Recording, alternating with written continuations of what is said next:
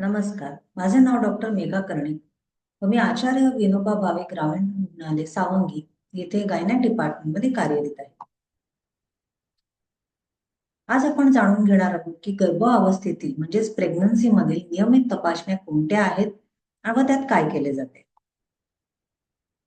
आपल्या बाळासाठी एक महत्वाचं पाऊल आहे वेळोवेळी डॉक्टरांना दाखवणे. हा व्हिडिओमध्ये गर्भवती महिला व त्यांच्या कुटुंबियांसाठी माहिती दिली जाते. गर्भावस्था ही प्रत्येक स्त्रीच्या आयुष्यातील एक महत्वाचा टप्पा आहे व डॉक्टरांना नियमितपणे दाखवल्याने हा आपण त्यांच्यासाठी जास्ती सेफ आणि चांगला करू शकतो. तर या ANC विजिट्स कोणत्या आहेत ते आपण बघूया. WHO म्हणतं की आपण किमान 4 भेटी दिल्या पाहिजेत. तर पहिली भेट कधी करावी? ही 12 आठवडे म्हणजे 3 महिन्यापूर्वी केलेली कधीही चांगली असते. यामध्ये आपण काय करतो की आपण ब्लड टेस्ट करतो. बेसिक ब्लड टेस्ट, अगदी छोट्या ब्लड टेस्ट, जसं की आपला ब्लड ग्रुप आहे, HIV आहे, हेपेटायटिस आहे, हेपेटायटिस C आहे, सिफिलिसची टेस्ट आहे, थायरॉइड चेक करतो, 75 ग्राम OGTT किंवा डायबिटीस म्हणजेच मधुमेह याचं आपण स्क्रीनिंग करतो. त्याचबरोबर आपण करतो NT स्कॅन, म्हणजे आपल्या बाळाला पुढे जाऊन डाऊन सिंड्रोम किंवा अजून कुठला अनुवंशिक आजार होऊ शकतो का, हिची एक सोनोग्राफी केली जाते.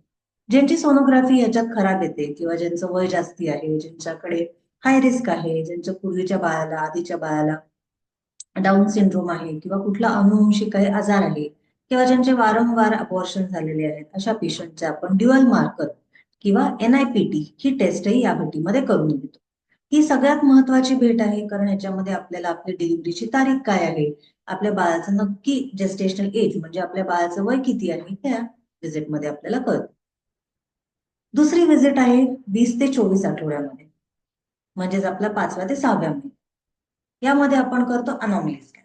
तर अनॉमली स्कॅन मध्ये आपल्याला कळतं की आपले बाळाचे अवयव कसे बनले आहेत, हात कसे बनलेत, पाय, डोकं, मणका, हृदय, पोट, किडनी, हे सगळे इतर अवयव दिसत आहेत कसे आणि बनलेत कसे.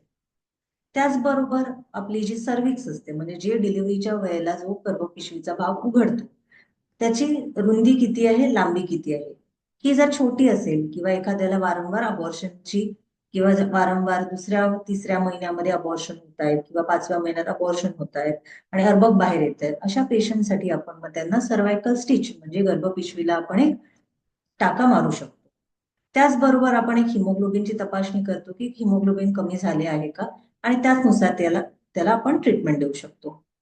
जर कोणी हाय रिस्क आहे आणि त्यांनी NT स्कॅन मिस केलेला आहे किंवा ड्युअल मार्करची टेस्ट तेव्हा केली गेली नाहीये, तर आपल्याकडे अजून एक संधी असते ज्याला म्हणतात क्वाड्रुपल टेस्ट. तर ही टेस्ट आपण 5व्या महिन्यापर्यंत करू शकतो. त्याचबरोबर TTचे वॅक्सिनही आपण या दुसऱ्या व्हिजिटमध्ये लावू शकतो. तिसरी भेट कधी द्यावी, तर ती असते 28 ते 32 आठवड्यामध्ये.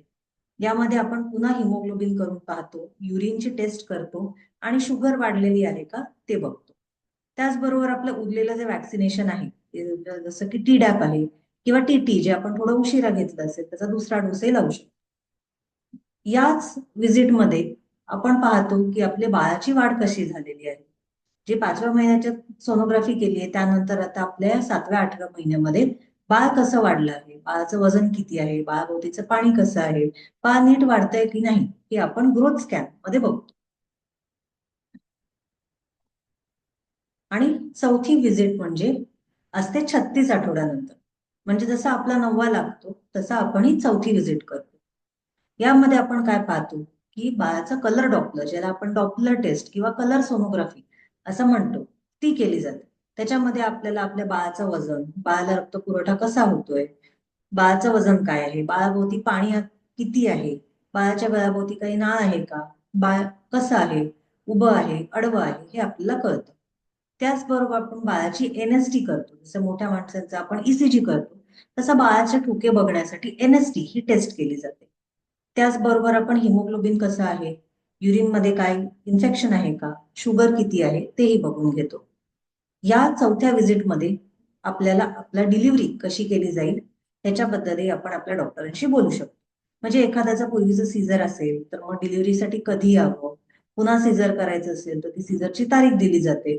आणि मग जर तुमचं पहिलंच असेल किंवा आधीची नॉर्मल असेल तर तुमची मग डिलिव्हरीची डेट काय आहे, कधी भरती व्हावं, पुन्हा कधी दाखवायला यावं, हेही केलं जातं. या चौथ्या व्हिजिट नंतर आपण दर आठवड्याला डॉक्टरांना येऊन दाखवायचं. याच मध्ये तुम्ही जे प्रसूती सुरू झाली असेल तर तुम्हाला ऍडमिट केले जाईल व डिलिव्हरी केली जाईल. तर या कमीत कमी 4 अशा व्हिजिट्स आपण केल्या पाहिजे.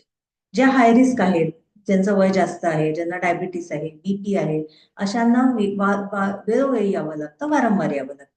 तर त्यांना 4 व्हिजिट नाही पुरणार, त्यांना 8 व्हिजिट, काहींना 12 व्हिजिट किंवा त्यापेक्षा जास्ती लागू शकतात.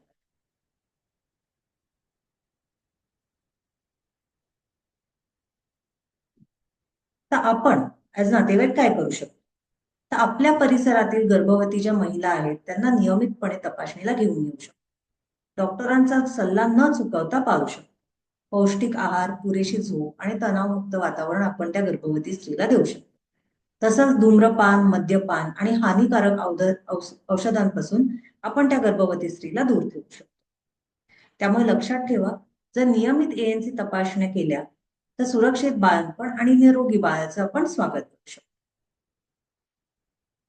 तर ह्या कमीत कमी 4 व्हिजिट्स आहेत जे आपण करू शकतो 12 आठवड्यात, 20 ते 24 आठवड्यात, 28 ते 32 आठवड्यात आणि 36 आठवड्यामध्ये. तर तुम्ही आम्हाला या ठिकाणी दाखवू शकता. आमची ओपीडी सोमवार ते शनिवार चालू असते. तर तुम्ही तुमचं नाव इथे नोंदवू शकता. धन्यवाद.